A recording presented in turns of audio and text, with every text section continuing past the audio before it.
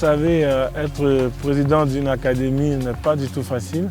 Mon quotidien, c'est que le matin, je vais à l'entraînement jusqu'à midi, et puis l'après-midi, c'est essayer de chercher des partenaires, des sponsors. On essaye de bosser pour l'académie.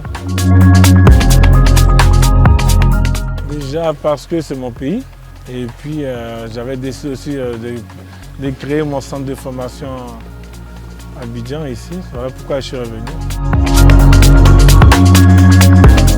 Déjà parce que c'est mon métier déjà. Le football a fait de moi aujourd'hui ce que je suis. Le football m'a rendu un homme.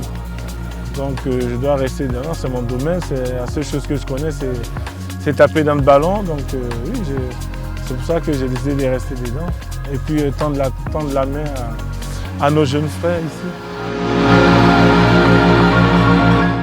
Je vous avoue, j'ai pas eu de difficultés parce que j'avais déjà anticipé, je savais déjà ce que je voulais faire quand j'avais 28 ans. Donc quand j'ai arrêté, il y a eu un enchaînement, j'ai enchaîné directement.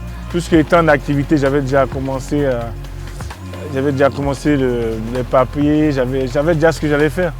Donc j'ai pas eu de difficultés.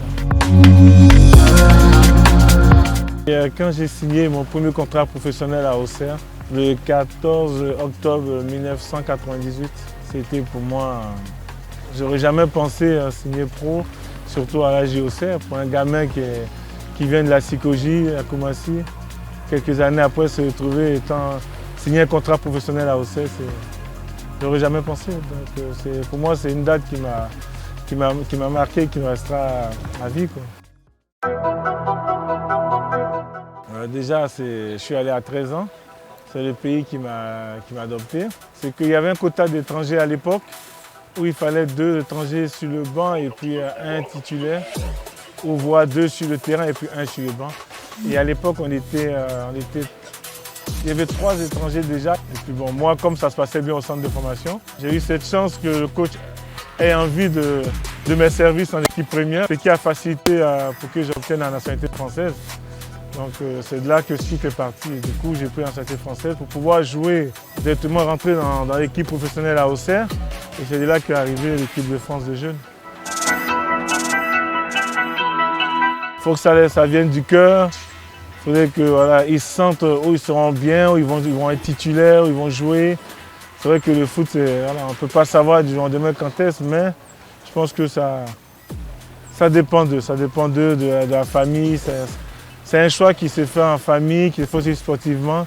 Et puis moi, encore une fois, je suis très mal placé pour donner un conseil à un citoyen binational.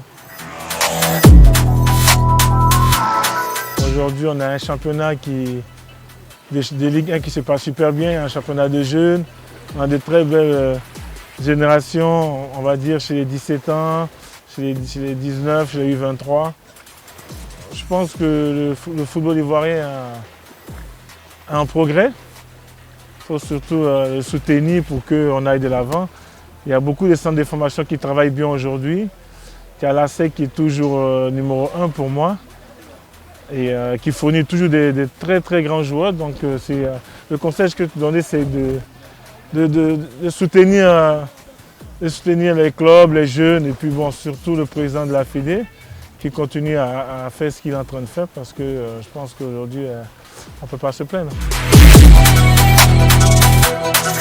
Je vous dis merci déjà de penser à nous et nous sommes contents de vous recevoir ici à Diaké parce que c'est notre zone à nous. Nous viendrons tout le temps en préparation ici.